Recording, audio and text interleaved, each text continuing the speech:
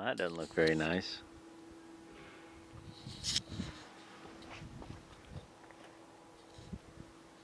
Well, this side doesn't look any better.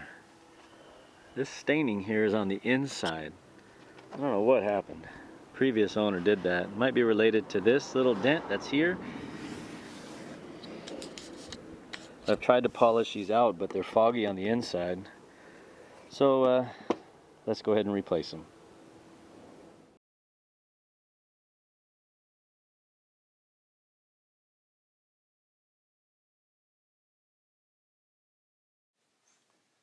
So this will be a voiceover, just kind of an update on this '05 Dodge truck, as I haven't really done a video on it in several months. That last video I took towing my friend's 41 Dodge came up in August of 2021. And after that, a couple things happened to this truck. It's interesting. When I bought this truck in the early part of 2020, I think it was April or so of 2020, so I've had this thing almost 2 years. I've got it with about 144,000 miles, something like that. Now it's up to 186 or 187,000. I've driven quite a bit in the last couple of years. And everything was great up until I towed that car, that big heavy car and heavy trailer and all that mess. And I don't regret towing it for a minute because I really like the guy that I do work for. He's one of only a handful of people I would consider a good friend, and I would do anything for the guy. But shortly after, my radiator developed a leak, and I took a picture of that. It's up on my Instagram page. If you guys care about that, you can go to my homepage and check that out. But it developed a crack in one of the tanks, so I went to Dodge and ordered a Dodge radiator, and I didn't drive the truck because that engine is way too expensive to replace if I were to goof something up, and I didn't want some cheap aftermarket radiator in there. So I waited about 5 or 6 weeks for the dealer. It came in. It was the wrong one, even though I gave them the VIN. The Dodge dealer by me is dumb. So I had to wait another. This one came in a little quicker. I think it came in about 4 weeks, 4 or 5 weeks, whatever. Another month, this truck was down. Put the radiator in. Everything went great, running like a champ. And then it developed a. Sorry, I got distracted by shiny objects. I thought I had my video clips out of order. God, I'm such an idiot. These are headlights I sourced off of eBay, by the way. They were about 70, 75 bucks, something like that, for the set of headlights. They did not come with light bulbs, so I'm going through the trouble to clean off the light bulbs a little bit and get the dust out of it. So after I got the radiator, it was down for about a little over 2 months. Put the new radiator in it. It developed a knock in the drive line. Every time I would power on or power off on this thing, there was a giant knock or clunk in the drive line. I thought I had destroyed something in the transmission, and I couldn't figure out if it was transmission or rear end. And Skippy came up with a good idea. He says, "Why don't we just put cameras all underneath the truck and let's see if anything's moving or if we can see that something is physically wrong with the driveline." So I put a couple cameras, a couple of my Contour cameras, magnet to the frame, and then turns out there was a lot of movement in the drive line. So for some reason, my brain went straight to the transmission is fragged, and Skippy's like, "No, it sounds like a motor mount." And for whatever, I wasn't convinced that it was an engine mount and not a something inside the transmission. And Skippy was right because there was a lot of movement in the entire driveline. So I replaced the two engine mounts. I replaced the transmission mount. That all took time to come in because apparently there's two different kinds of transmission mounts you can get for the G56 manual transmission. And of course, I got the wrong one because I'm an idiot. And that took, several weeks to get a new one in. So the truck was down for a while. Here, Skippy came down for a minute just to irritate me. And he's actually working for a change, not just standing there throwing darts. But so I got the motor mounts changed. I got the transmission mount changed. I changed the fluid.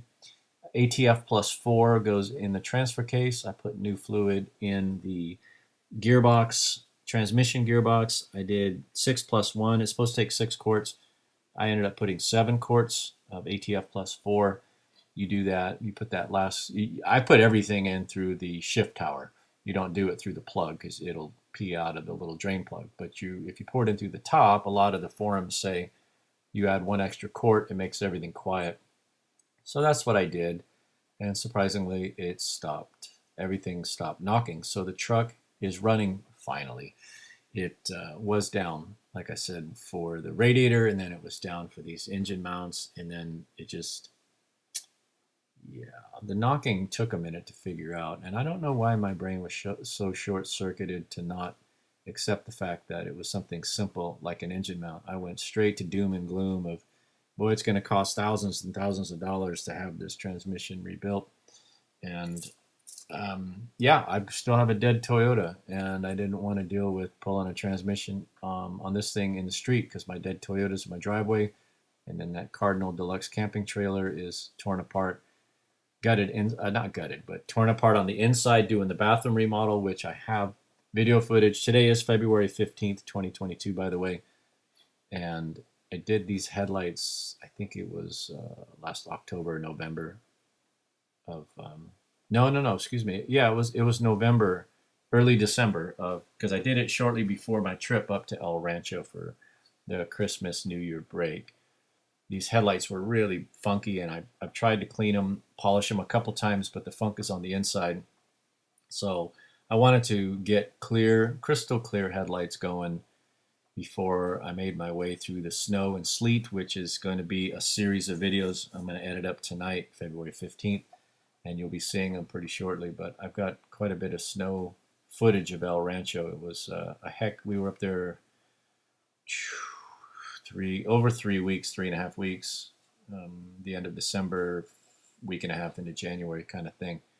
And there was a lot of snow, and it was a lot of fun. And I realized that this truck is really not very good in the snow, but I'm making improvements to that.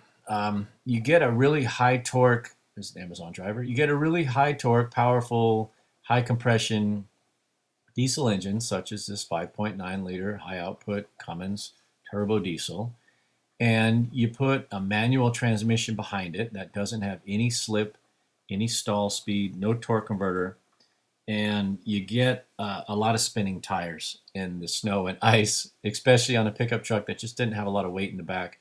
I made a couple mistakes, and you'll see the videos as the videos come after this video here, in that I allowed that back tank, that 36-gallon secondary tank, to be empty up on the mountain.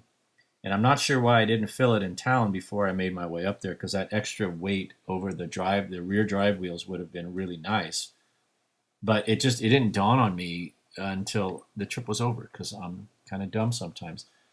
I should have had the truck tank, when I went up the mountain, the truck tank had, I don't know, a little more than half a tank, and the secondary tank was empty. And I could have really benefited by the weight of having that secondary tank full, and then I should have topped off the primary tank. And it would have been easier, because this truck slid around an awful lot in two-wheel drive, because it's just so easy to spin the tires, and then if you let off the throttle, the tires slip and slide. So in addition to keeping my tanks full from this point forward, going up in icy times, I've also got a 55-gallon plastic drum that I've set up with a drain and an air vent filler vent that I'm going to keep up there at El Rancho for the wintertime. And I'll just lay it on its side, and then when I'm up there in the winter, I'm going to fill that full of 50 gallons of water, which will give me a little over 400 pounds of weight right over the rear axle, which will be glorious. That'll be a video when we do an El Rancho trip that's going to come up here in the next week or two, and you'll see that, and I'll show you what I mean. But here are my eBay headlights. They're really kind of nice, and I appreciate you guys watching. The truck is running like a dream. Everything's good. All right, gotta go, gotta run. See ya.